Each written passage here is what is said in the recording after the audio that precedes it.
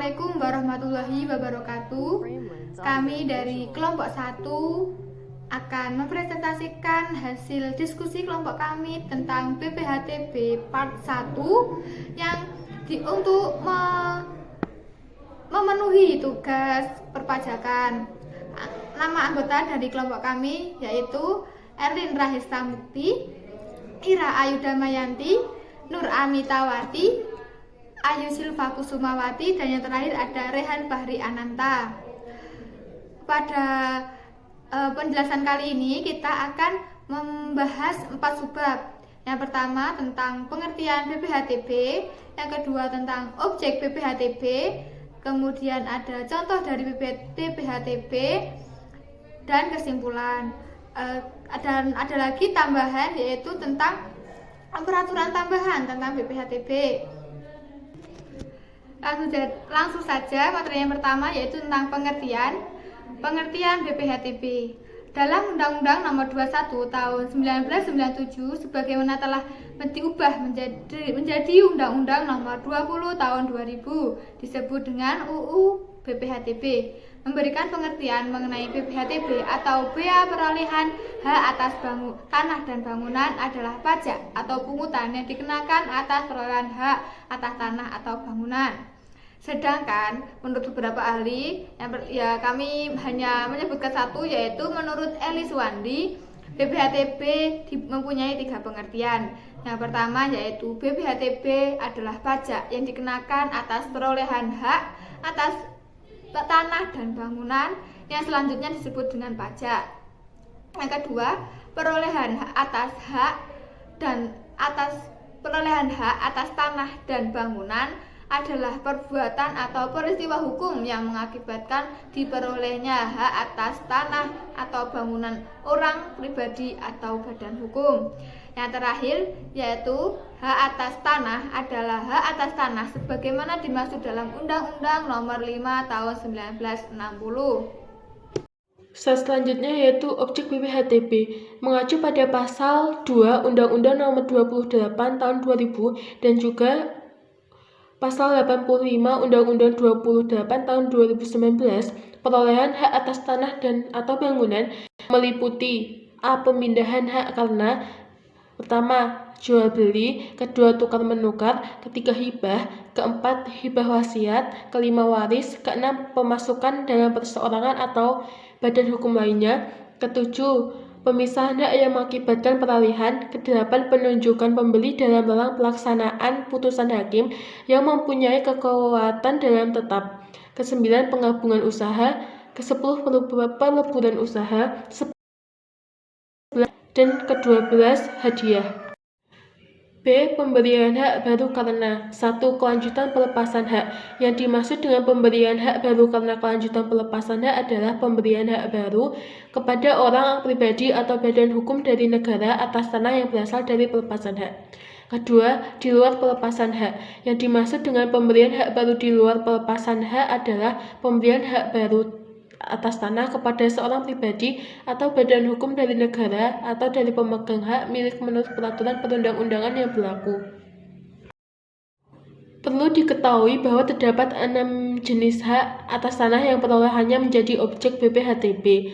Hak tersebut adalah 1. Hak milik. Hak milik adalah hak turun-temurun, terkuat dan terpenuh yang dapat dipunyai oleh orang pribadi atau badan-badan hukum tertentu yang ditetapkan oleh pemerintah. Kemudian ada kedua, hak guna usaha. Hak guna usaha adalah hak untuk mengusahakan tanah yang dikuasai langsung oleh negara dalam jangka waktu sebagaimana yang ditentukan oleh perundang-undangan yang berlaku. Kemudian yang ketiga, hak guna bangunan. Hak guna bangunan adalah hak untuk mendirikan dan mempunyai bangunan-bangunan atas tanah yang bukan miliknya tersendiri dengan jangka waktu yang ditetapkan dalam Undang-Undang Nomor 5 Tahun 1960 tentang Peraturan Dasar Pokok-pokok Agraria. Kemudian yang keempat ada hak pakai. Hak pakai adalah hak untuk menggunakan dan atau memungut hasil dari tanah yang dikuasai langsung oleh negara atau tanah milik orang lain, yang memberi wewenang dan kewajiban yang ditentukan dalam keputusan pemberian oleh pejabat yang berwenang memberikannya, atau dalam perjanjian dengan pemilik tanahnya. yang bukan perjanjian sewa-menyewa atau perjanjian pengolahan tanah. Segala sesuatu sepanjang tidak bertentangan dengan jiwa dan peraturan perundang-undangan yang berlaku. Yang kelima, hak milik atas satuan rumah susun. Hak milik atas satuan rumah susun adalah hak milik atas satuan yang bersifat perseorangan dan terpisah. Hak milik atas satuan rumah susun meliputi juga hak atas bagian bersama, benda bersama, dan tanah bersama yang semuanya merupakan satu kesatuan yang tidak terpisahkan dengan satuan yang bersangkutan. Keenam, hak pengelolaan. Hak pengelolaan adalah hak penguasai dari negara yang berwenang pelaksanaannya sebagaimana dilimpahkan kepada pemegang haknya, antara lain berupa perencanaan, peruntukan, dan penggunaan tanah untuk keperluan pelaksanaan tugasnya, penyerahan bagian-bagian dari tanah tersebut kepada pihak ketiga dan atau bekerja sama dengan pihak ketiga. Baik, selanjutnya yaitu peraturan BPHTB di berbagai daerah. Yang pertama yaitu peraturan BPHTB di daerah DKI Jakarta atas Perda DKI Jakarta nomor 18 tahun 2010 tentang biaya perolehan hak atas tanah dan bangunan. BPHTB dalam proses jual beli rumah pada saat terjadi transaksi jual beli maka akan terjadi peralihan hak jual beli di mana antara penjual dan pembeli sama-sama dikenakan pajak. Penjual akan dikenakan pajak penghasilan atau PPh dan pembeli dikenakan pajak biaya BPHTB. Besaran BPHTB yang dikeluarkan pembeli dihitung berdasarkan dengan harga perolehan hak atau nilai perolehan objek pajak atau NPOP. NPOP itu merupakan nilai transaksi atau nilai kesepakatan antara penjual dan pembeli. Dan nilai NPOP bisa lebih besar ataupun lebih kecil dibandingkan dari nilai objek pajak atau NJOP. Nilai NPOP TKP atau nilai perolehan pajak tidak kena pajak masing-masing tidak sama. Misalnya di DKI Jakarta nilai NPOP TKP bisa mencapai 200 juta. Sebelum menjelaskan tentang cara menghitung biaya BPHTB, mari mencari tahu besaran biaya yang dikenakan. Perlu diketahui bahwa sebelumnya tarif BPHTB sebesar 5%. Namun pada Undang-Undang BPHTB terbaru terjadi perubahan di mana tarif BPHTB turun menjadi 1% dan keberadaan BPHTB bisa mendorong percepatan pertumbuhan ekonomi. Adapun rumus menghitung BPHTB yaitu 5% dikali dalam kurung NJOP dikurangi NPOP TKP. Dan di sini perlu diketahui jika besarnya NPOP TKP setiap daerah berbeda. Namun dalam Undang-Undang Nomor 28 Tahun 2009 Pasal 87 Ayat 4, besaran NPOP TKP paling rendah adalah 60 juta untuk setiap wajib pajak.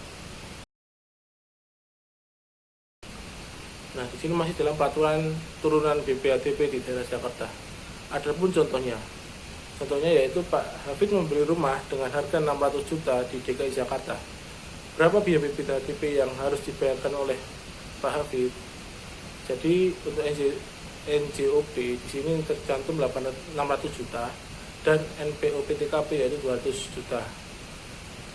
Biaya BPHTB yaitu 5% dikali NJOP dikurangi NPOP TKP yaitu 5% dikali 600 juta dikurang 200 juta yaitu 5% dikali 400 juta dengan hasil 20 juta. Jadi biaya yang harus dikeluarkan oleh Pak Hafid yaitu sebesar 20 juta seperti itu.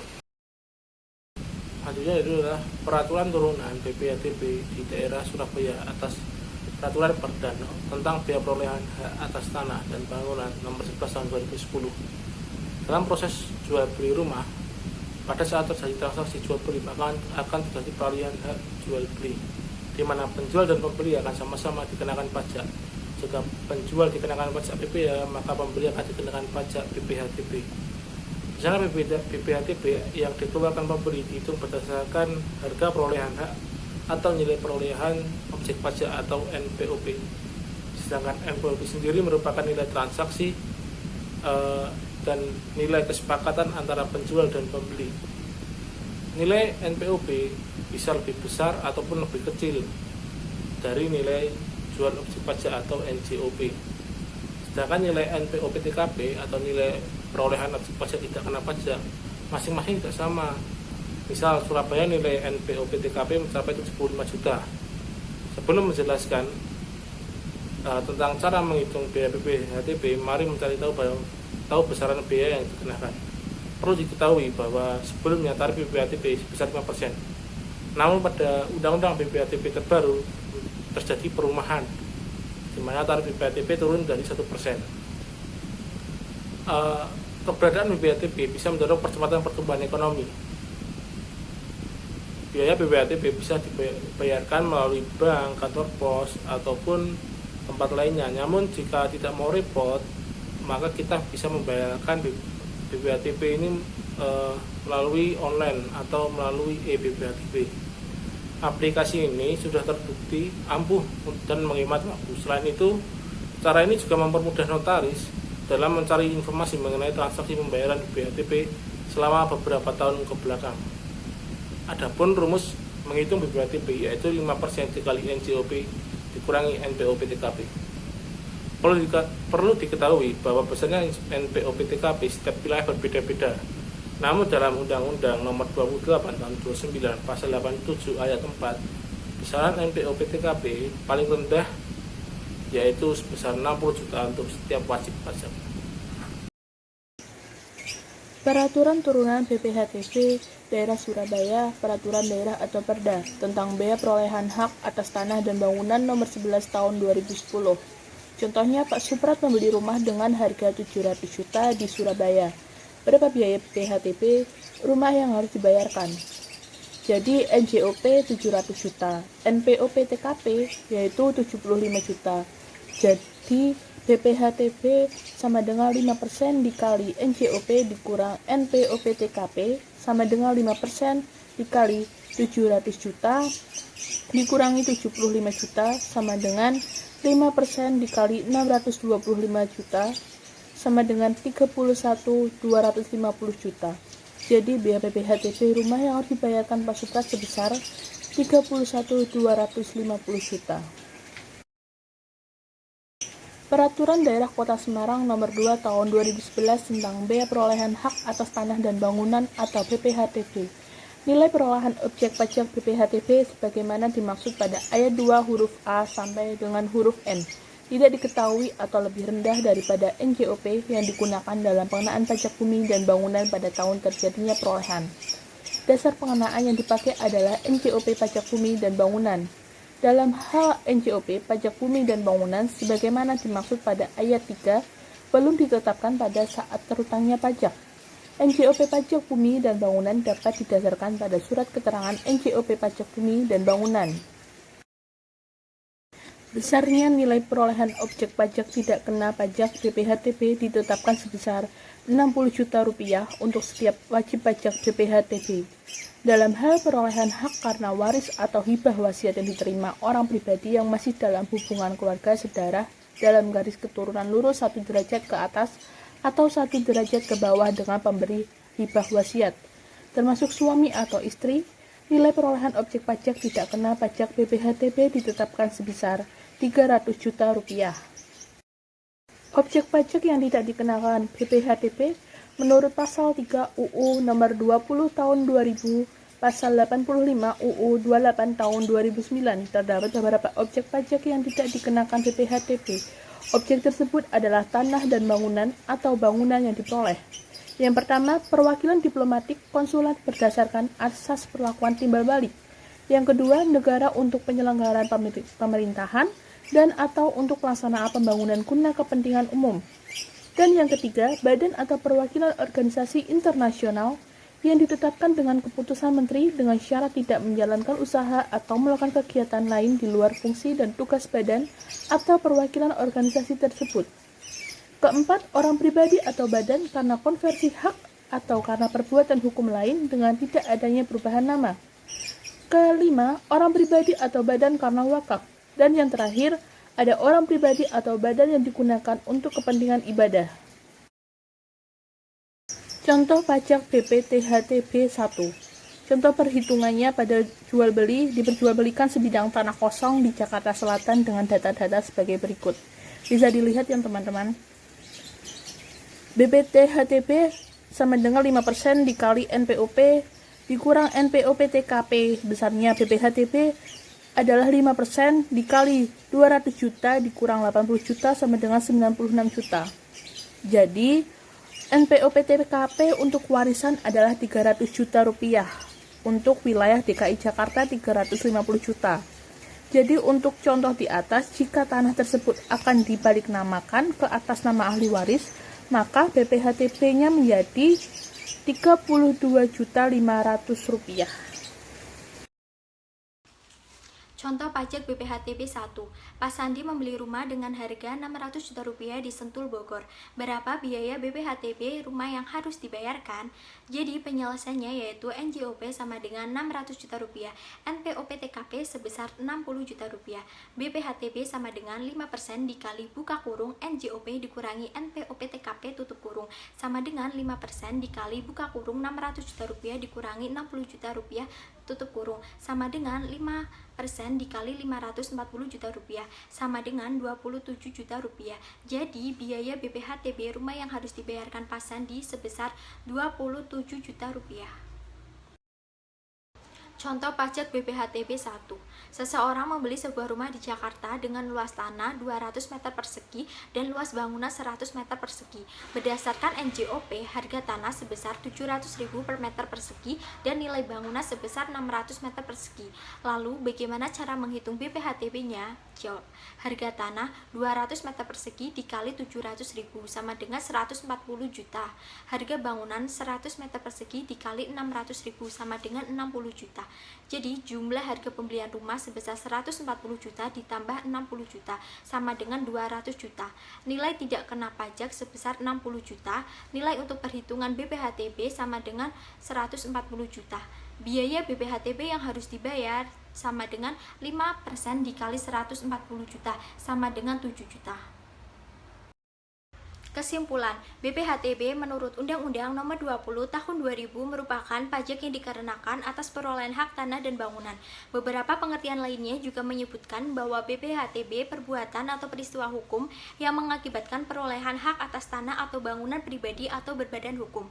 Objek BPHTP atau perolehan pajak atas tanah dan bangunan menurut Pasal 2 Undang-Undang Nomor 20 Tahun 2000, objek pajak meliputi objek pajak karena pemindahan hak yang meliputi jual beli, hibah, tukar menukar, dan lain-lain.